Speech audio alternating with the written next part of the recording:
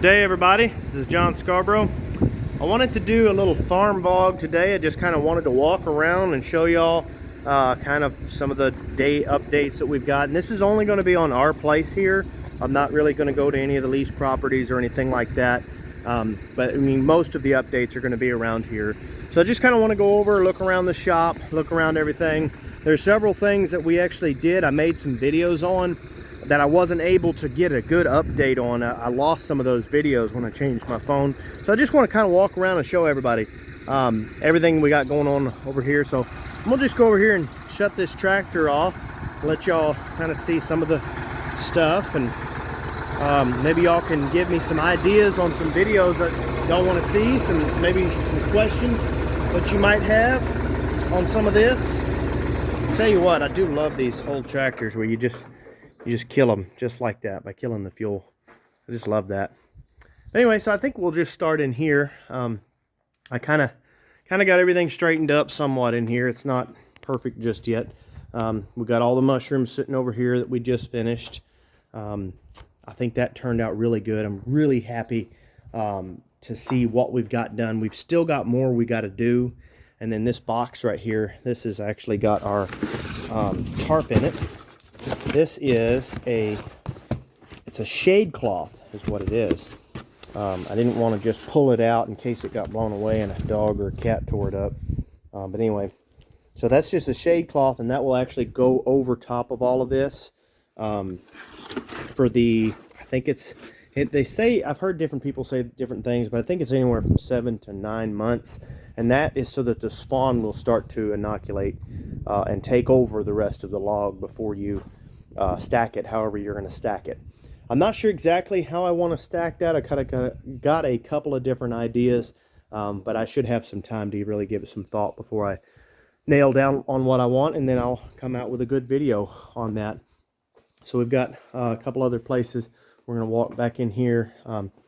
This right here is actually some oil that we got from somebody. We got some of that. We just experimenting with maybe making some biodiesel or something like that. We're not sure just yet. We're going to play around with it. But anyway, so I really like what I've got set up in here. I kind of got all my salts and my minerals over here. I got some of the feed that I got for different animals. I'm giving them to the pigs and the chickens and stuff, and we're experimenting with different stuff in here. But y'all can tell this has turned out to be a really nice space in here to have. We've got some timeless fence posts. That's something we're going to have coming up. It's a video. We're going to put this hopefully on a lease property that we've got. We have not actually nailed fully down on the lease property, but we did go ahead and buy these because we know that we'll use them. We have other places that we can use them if we don't use them there. But anyway, we really hope to get that place. It's about 17 acres, so we do hope to do some videos on that. But this lean-to has turned out to be really, really nice. I put this on the, put it over here on the north side, and that's just to minimize the amount of sun. I knew that we weren't going to have any walls outside of this container, and if y'all have seen any other videos of my shop, then you know that this container is acting as the wall and the support for the trusses to lay on there. But so that's the only walls in this container here. So we get a little bit of morning sun, but very, very little. Like just very early in the morning, we'll get some shining in here, but not very much at all. And of course, we still got a lot of mess out here. When we moved here, we just literally started piling stuff on top of logs and on top of anything we could and bringing it across that fence. But we kept it out away from the fence. If you're going to put stuff over there, don't put it right up against your fence. Bring it out away from there. That way you can get back there, work on it, or whatever. Weed eat if you need to, whatever you need to do. But anyway, so it was a lot of stuff. But I just wanted to mention this real quick. I really like, sometimes we'll go to lease properties and we'll pull out old treated posts or whatever. And they're junk. They'll break off. They've been in there for however many years, you know. But the rest of it's still good. So a lot of times I'll just chop those up. We use those to set stuff on because that doesn't rot. And then we also use quite a bit of white oak. I really like using white oak. That holds up for quite a while. we can set stuff on. And of course I've set some stuff on some pine, and you know, just out of necessity. And that if it's a larger pine like these over here, it will last you for 2 or 3 years before it becomes a problem. And I didn't plan on leaving this stuff along here for very long. Of course, y'all see all the trees back in here that we're starting to pile up on. It looks like a mess. It is, but it's a fairly organized mess, and that's just kind of part of it. Like, my shop stayed a scattered out but somewhat organized mess for quite a while, and it still somewhat is, but it's not as bad. And we'll go in there and talk more about it. But I've got stuff on pallets. Like, this is on pallets here, so we can move this around. Of course, that's an old freezer that we actually use for building stuff, because we're still in construction. So I'll put that on the tractor, and then I can strap that freezer to it. It's not OSHA approved, and I'm not suggesting it to anybody, but that's what we do, and then we can actually stand on that and get up and work on stuff. But anyway, so just if you do move to a place and you've got a lot of stuff you're moving in, and you're having to be fast and hurry up, do yourself a favor and put something, always have a plan for getting it moved. We actually had a bunch of insulation, really good insulation somebody gave us, and we stacked all of it on top of tarps, and then of course the tarps were on pallets, and my wife kind of thought it was a little overkill, because I was making sure I was putting all of the tarps down and everything, and got it all done, and we used the majority of it, but we just couldn't possibly use all of it up. So once we got to a point where we just couldn't use any more of it, and it was starting to get old, and you know, it's getting closer to summer.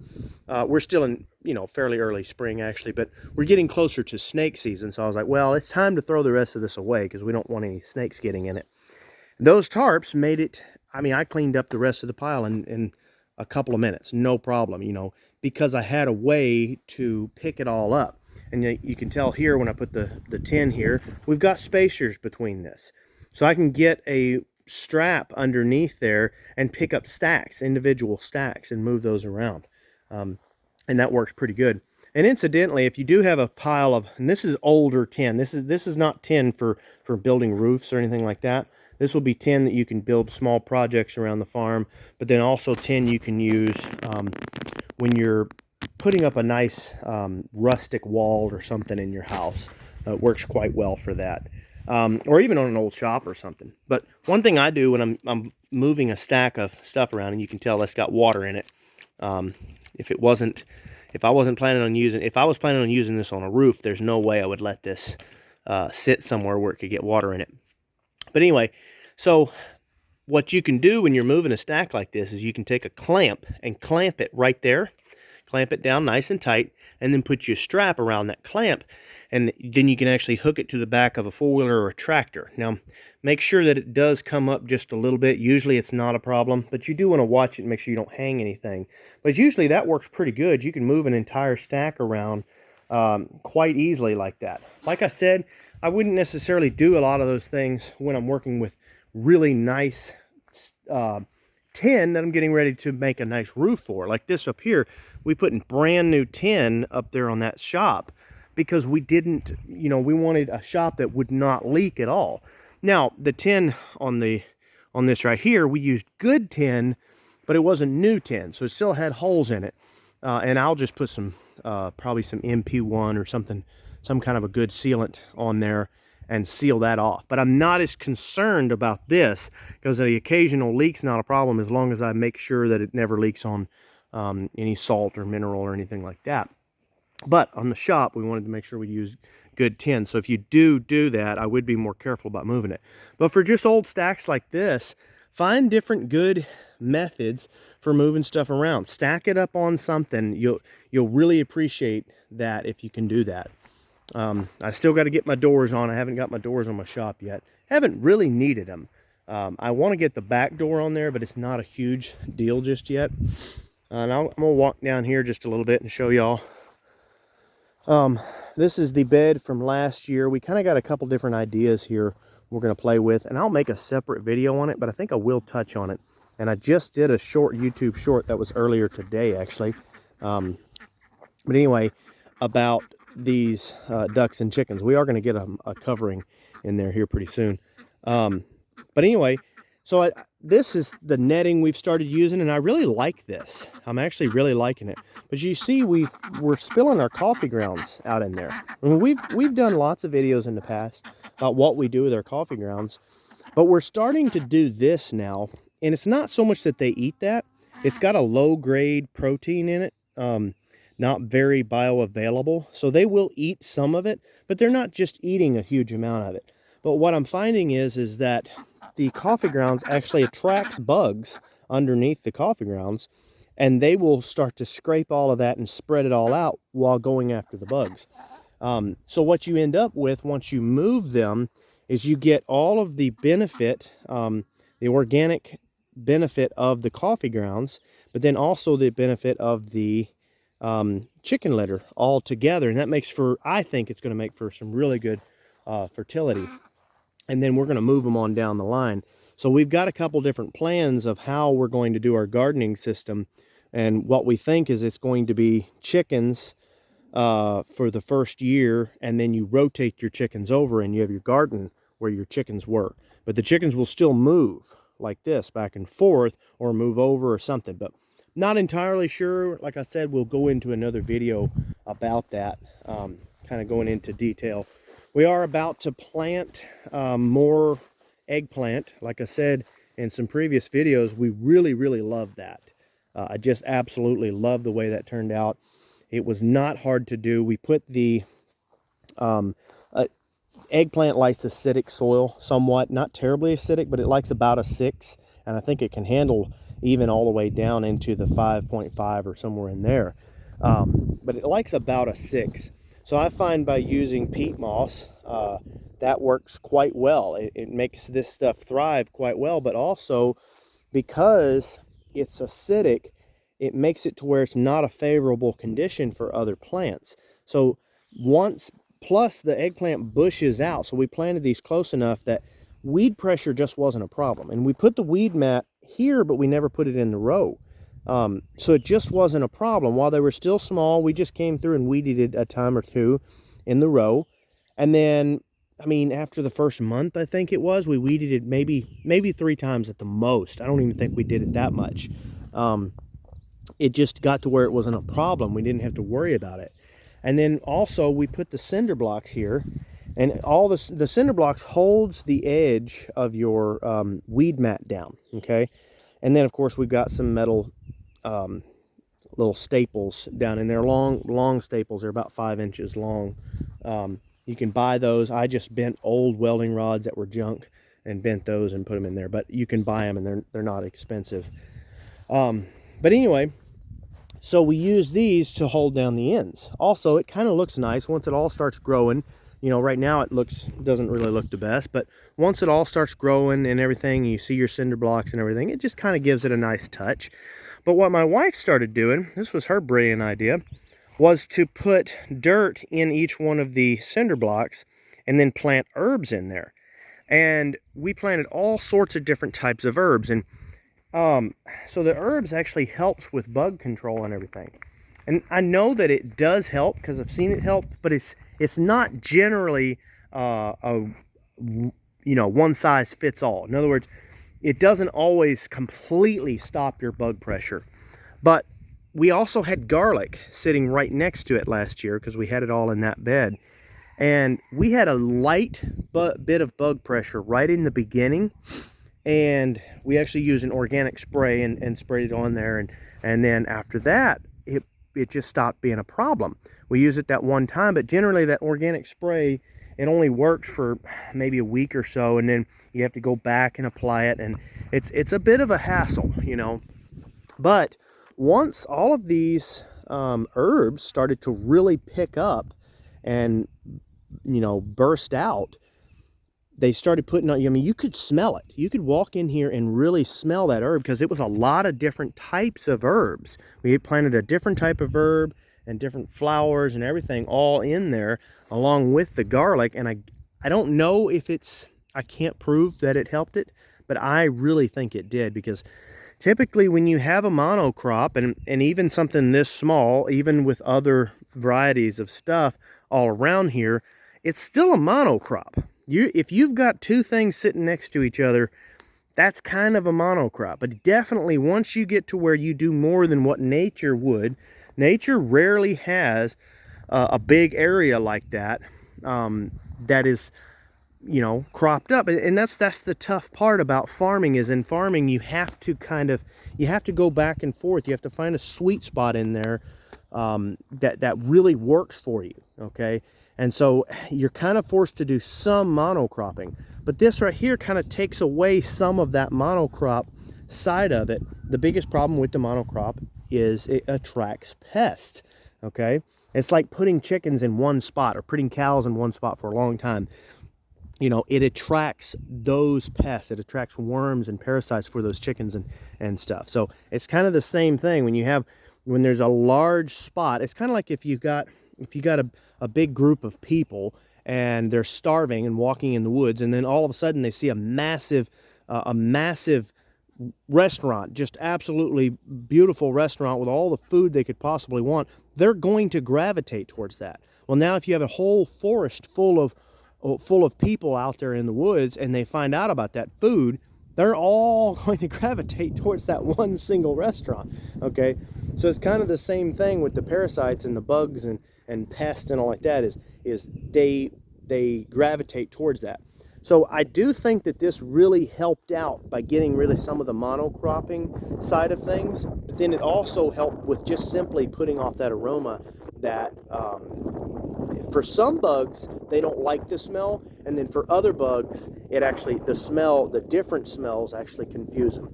So, like I said, it worked last year. We're going to try it out again. I'm not going to harp on that too much. We'll do another video on that, but I'm going to keep walking down here. We're trying out a little tire deal. We got old tires.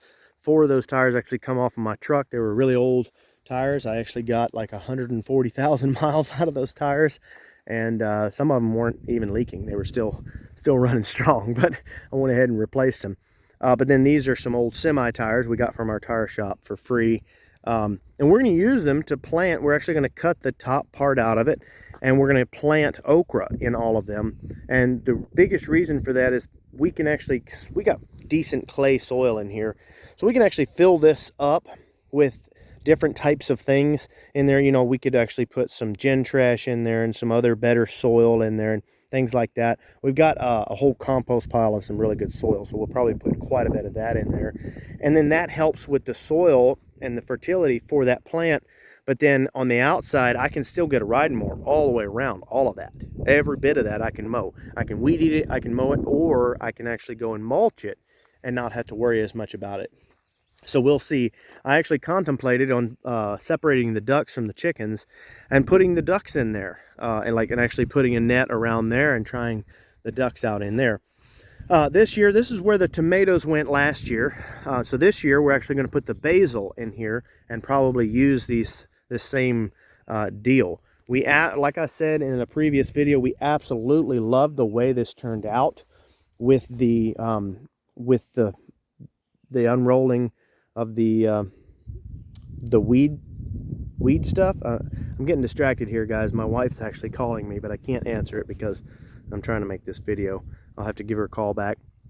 But anyway, so the weed cloth, we just absolutely love that because we didn't have to till the ground. We didn't have to break anything. All we did was take a post hole digger and dig right down on wherever we wanted to plant a tomato, and then we unrolled that weed cloth, and then we could feel where the hole was. So we took a razor knife and slid a little X in there, and then planted our plant in there, and just absolutely phenomenal. No problems with weeds, no problems at all. But this year, we were hoping it would last us for 2 years, but it didn't. It was just one season that it lasts.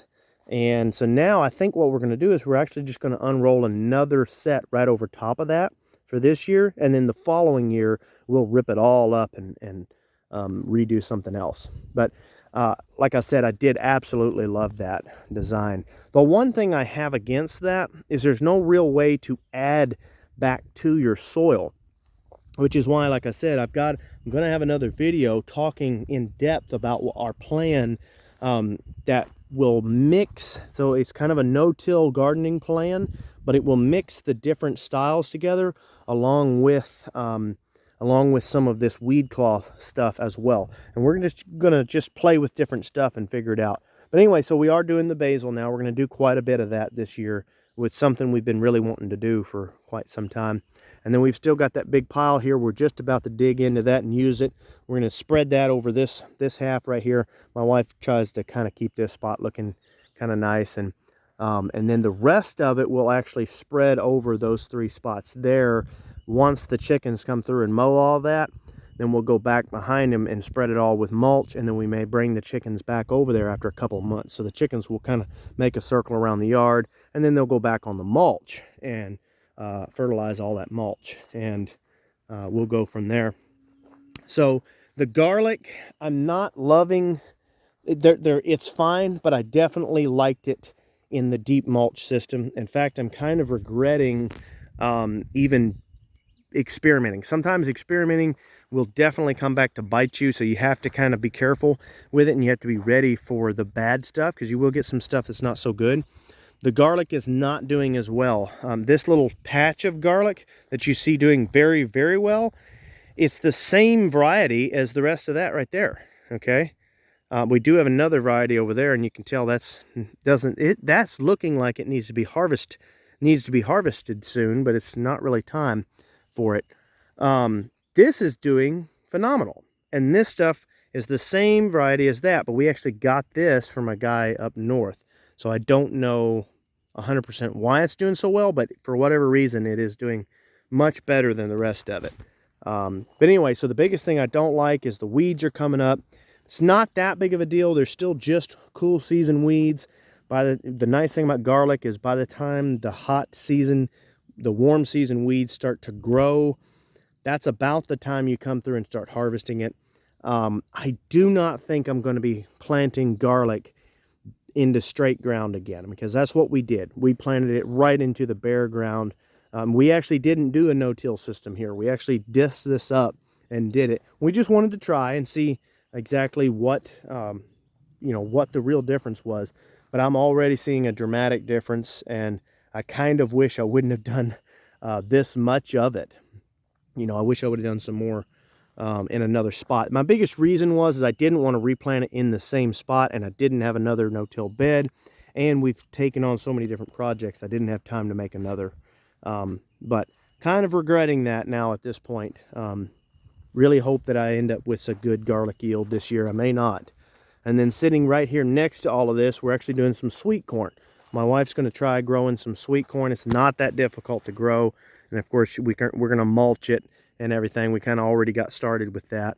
We're going to sell the sweet corn. You're not going to make a whole lot of money with the sweet corn. But we figured it was not a whole lot of work, and it wasn't very hard to do. But then also, we're going to sell the corn stalk itself at the farmer's market. So we figured that's kind of a double income off of one thing, even though it's a lower income. So we'll let y'all know how that goes. If the work to money ratio is right, it really doesn't matter if you make a lot of money or a little bit of money. The goal is the work to money ratio. You want to make sure that you're not working yourself to death, and then not getting any income out of it at all. You gotta weigh all that out. We did buy some more trees. Got all these trees over here, and all that's we're going to be getting those in the ground here pretty soon. Everything's looking pretty good. I want to walk y'all around here. This is going to be a longer video, guys. I hope y'all are okay with that. But this, like I said, it's a farm vlog.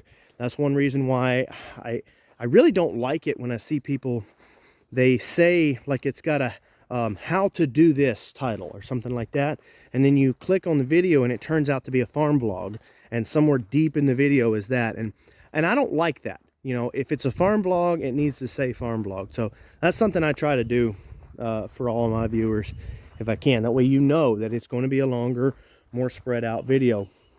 This is the greenhouse pad.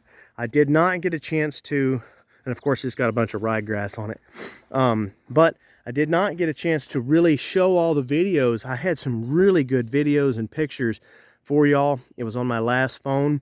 When I switched my phone over, the people that sold me the phone, at the store, at the phone store, I'll just say it like that, they told me that it would save all my pictures, all my videos. It would not be a problem at all. And then, of course, I lost all of that good stuff. I mean, I had all kinds of really good videos. We had the excavator out here. I had rented an excavator, and we just did all kinds of really good stuff. But anyway, enough of that. We made the pad. We did not make it perfectly level. Well, first off, we ran out of dirt, so you can tell it's sloped back a little bit. So we'll either fill that in with some dirt once the greenhouse is, once the structure of the greenhouse is built, or we know for sure we're going to put pea gravel over all of it once it's done. So we may be okay with that a little bit of sloping. But one thing I did do, it's actually kind of hard to tell when you look at it, but I actually made sure I had about a 2-inch drop dropping that way. So that whole side is 2 inches lower than this side. And I did that because, well, first off, all of our water comes from up here. Like you can tell, the hill slopes up, and it's all dirty and everything, and we're not finished, but it all comes off of this red building. And then we're going to have our house. We got a mess over here, so y'all just excuse all of that. We're going to have our house over there, and all of this water is going to come off. And one day we may even have a carport somewhere between. We don't know for sure, but the point is all of that water comes off of here. Well, then the roof line's going that way and that way, okay, on this, what we're going to do. So then that's more water coming back this way. So that's one reason why we made a 4-inch drop that's going to drop straight down there so that that water doesn't go underneath. And that's the reason we decided to go ahead and build the pad. It's all clay, good packing clay, okay? So we built that up so that the water that does come here will go around. But then we wanted to make it to where as much water as possible will go that way and downhill, okay? So then you can tell we also sloped it off in the front here, and that's to ensure that you're able to mow around it and all like that fairly easily. You want to be able to make the transition when you're coming around with that mower. You want it to be easy. You need to think about those things. And I don't know how well the camera picks it up, but that's a fairly steep slope there, but it works good for the riding mower. And we just sloped it all off right off the side there. I mean, all of that was, we had to build all of that up. I think we ended up coming up 2.5, 3 foot back in the very back there. It's more than it looks. It's a gradual slope, but it's more than it looks for sure. But anyway, we wanted to make sure we did that because a greenhouse, for one, all the water, like I said, comes through here. So we wanted to go around the greenhouse. But number two, you water in a greenhouse. You'll have misters in a greenhouse. So a greenhouse is just going to have moisture inside of it. So you want to make sure that there's ways for that moisture to get away, which is why, like I said, we did the 2-inch fall there. We made sure we can fall all the way across that side of it, and then we're going to put the pea gravel in there, and that way you're not walking in there and walking on water. I've seen people do greenhouses and they're in low spots and they're walking in water, and then it starts to have too much humidity for their plants, and it's just hard to fight that. But then also you can start to have mold and all like that. So it's just a really good system to consider, when you're doing that. This is going to be about an 18 by, I think it's 18 by 30, if I remember right. Going to be about 18 by 30. And then I'm not sure on the height yet. I haven't decided. Really haven't decided yet. But anyway, that's something I do hope is going to come up pretty soon. We have all the stuff for it. We bought it several years ago, back when we first got here. All the material to build it, way before it all went up. But we just haven't had the time to build it yet. That will get done before you know it, eventually. So anyway, the fence is, of course, we're going to have a nice fence around here, a better fence than we've got. There's nothing wrong with that fence for cows, but it's not so good for other types of things and things like that. My goal is to have, I'm not sure yet. I'm torn as to whether I want all hot wire fence or whether I want to put some net wire along the bottom. I thought about putting 2 foot of net wire along the bottom, and that way I don't have to worry about, like, if I wanted to have chickens, if I wanted to have sheep, goats, whatever. I don't necessarily want them all in my yard, but I don't have to worry about those things kind coming through right there. I don't have to worry as much about other animals, like even skunks and stuff, that I have some control on skunks if you have a good tight net wire. But anyway, so there's several reasons I considered doing that. Whether or not I will, I'm not sure. But anyway, so we got all the logs over here. I'll show you all here real quick. We got the fig trees. We're planning on coming on down with some other types of trees on this side. We're thinking some type of fruit tree or something.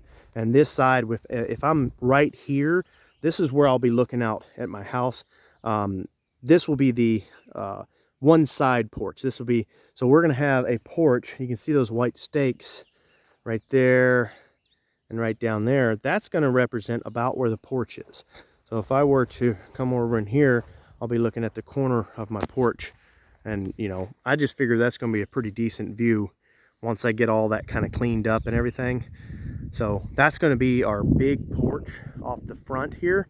But then I hope to have a side screened in porch where we'll have a little outdoor kitchen and everything. That's kind of my goal in the future eventually, you know. But anyway, so off that side, since this is the south side here, we're going to have some fruit trees along there, and maybe that'll help kind of buffer some of the heat too. But anyway, I'm not sure if it will or not. They may not ever get tall enough to buffer anything. You can tell we got the cows in there right now. We had to close that off. They're usually in there for a day, sometimes two. I think they're only going to be in there for a day. We took an old hay bale, and they busted some of it apart before I could ever get it out. It was really old. But anyway, and then we unrolled the hay down the ditch line over in there. But anyway, we are starting to pile up on a lot of trees as well. We do got some lumber cut. We're really, really happy about that. But I've got a whole bunch more logs I got to go get. We had a big storm come through. A lot of people got hit hard. So we're definitely keeping those people in our thoughts and our prayers. They got hit bad, but we hope they're going to be all right. Nobody got killed, nobody got hurt that I know of. But a lot of trees got knocked down, a lot of damage. But anyway, we're going to go harvest a lot of those trees and bring them in. But we're going to be cutting up a lot of that wood and using it for projects around the farm and stuff. And then some of that stuff you can still use in your house. Some stuff depends on the state you're in. There may be some laws as to using certain structural stuff for your house if you cut it on a sawmill. So you probably do want to check all of that out, check out your local laws, and figure that stuff out. Some places I do think they'll let you cut it, but then you have to have an inspector look at the wood. I don't know for sure about all of that. But anyway, so there's different stuff there. But anyway, so we did kind of get it cleaned up in here finally. Got some stuff cleaned up. I had a big bunch of people here the other day, so there's still tables laying out. I got them folded up and put away. But then that's where the kids sat. We sat them on some old sacks of corn right there. We just let them sit there, and that worked out pretty good. But anyway, y'all can see in here, we actually cleaned up. We finally picked up a lot of that, like I was talking about earlier, about putting stuff in a way that makes it easier to pick up. So we spread all of that out, and it looked like a mess for a while. If y'all go back and look in my other videos. Now, I still haven't fixed that four-wheeler. I moved it over there. I just haven't had the time. It's not very hard to fix. But anyway, so there was a couple of piles here, and it just really, really looked like a mess. And it really wasn't. It was a mess with order. I mean, you can tell a lot of that stuff was all of this stuff. Those are all of the, oil for changing your oil, and you got your chainsaw oil, and you got your filters, and all of that stuff. A lot of that stuff was what was down there, and then there were several other tools and things like that. But by taking it and making it separated but with order, you know what I mean? So it was all piled across there, and it looked like a mess, but there was still order. It gave me a chance to really go in there and cherry pick and slowly get it put where I wanted to in my shop. And so I think the real message there is when you first get a shop or something like that, take your time. Don't get into a huge rush of I know it's so exciting. You just want to get it all put together, and you want to put everything in there, and you want to get it just like you want it. But I promise you, if you do it in a hurry, you're going to move it all, and you're going to end up not liking where it's at. And you'll end up moving everything 3, 4, 5 times. And I'm talking from experience because That's the way it worked for me in my last shop. But when I got over to this shop, I took my time. I hated it that I had it all spread out and everything, and it's still not, there's still a few things. You can tell I still got a couple little things. Most of it's tools and stuff, but it's stuff that I haven't decided exactly where the best place for it is, you know. But by taking my time, if y'all go back and watch some of those other videos, the shop updates and things like that, you'll see it kind of looked like a mess, but it wasn't bad to clean up, you know. But so by taking my time and just dealing with it and kind of disciplining myself, I was able to really get it put up exactly how I wanted it. And it's not perfect in here yet. This is kind of the storage room for a lot of the different stuff, you know, the tools and things like that. It's not perfect. There's still some mess in here. Of course, this is the little hangout spot. That's also my napping chair, if I can confess that. Sometimes if I've had a pretty good day, but I'm not ready to quit for the day, but I'm just tired. Like, there are times you're just tired. When you work on a farm or out in the country, sometimes you're just a little bit, you're not dirty, but you're just a little bit dirtier than you want to come inside and take a nap. So you don't really want to go in there and take a nap. So, you know, you might end up being tempted to go take a shower, and then before you know it, you don't want to go back out and get anything done. That's where that comes in handy. I can come in here. I'm not sparkling clean. I'm not filthy, obviously. But I don't want to come inside in the house and all like that, or in the camper right now. But anyway, I can come in there, I can stretch out, got a fan there if I need it, take a nap, I'm great, you know. And then also there's some places here we can have some people come hang out. And these chairs are actually really handy for working around the shop too. Like, I'll use these with welding and all like that. They got wheels on them, roll them around. They're great. So all of that works out pretty good. I got all of this for my extra extension cords, you know, just places like that. Try to keep some order with stuff. It's not the best organized, but it's not bad, and it's a little piled up. But that's kind of how a shop is, you know. You're not going to have, if it's perfectly organized all the time, you've probably got a shop that's a waste of money because you're probably not really using it. This is something I really like, is having bags with stuff. Like, this is kind of an electrical bag. I got a few basic electrical tools. I'm not an electrician, but I got some basic stuff. This is kind of my basic run-of-the-mill builder's bag. So pretty much anytime I'm building anything, I can run and grab that bag. This is my carpenter's belt. I got all of my stuff on there. And so all of that stuff I've got in bags. I can kind of come through and get that stuff. And in this bag, I always have just extra stuff, you know, like extra tape measures. This is a Fat Max tape measure. I don't use a Fat Max very often, but it's nice to have one around, and if I need it, then there it is. All of my extra, you know, pencils and things like that. And then, so another thing I wanted to say about cleaning up stuff and slowly getting your shop organized is, if you're not careful, every table you have, every surface you have will be a catch-all, okay? This table right here has been a catch-all before. That table's been a catch-all. And you really want to strive to be careful about turning your tables into catch-alls. Well, how do you do that when you're really getting started and still cleaning up and getting stuff how you want it? Well, what I have found is to have a designated catch-all. And that's what this one shelf is. This shelf is not a designated catch-all. It's kind of got some piled up stuff here, doing a couple different things. Some of this stuff I actually pulled off of that bench in there because we invited a bunch of people, and that's where we laid our food, was in there on the other side of that wall. So this one looks a little cluttered up, but it's usually not quite that bad. But this one is my actual designated catch-all, okay? And it sounds kind of weird, maybe counterintuitive, but it's not, okay? Because when you start to clean up stuff, okay, I'm going to back up just a little bit here. And I know I'm moving around a lot, guys, but I'm trying to show everything.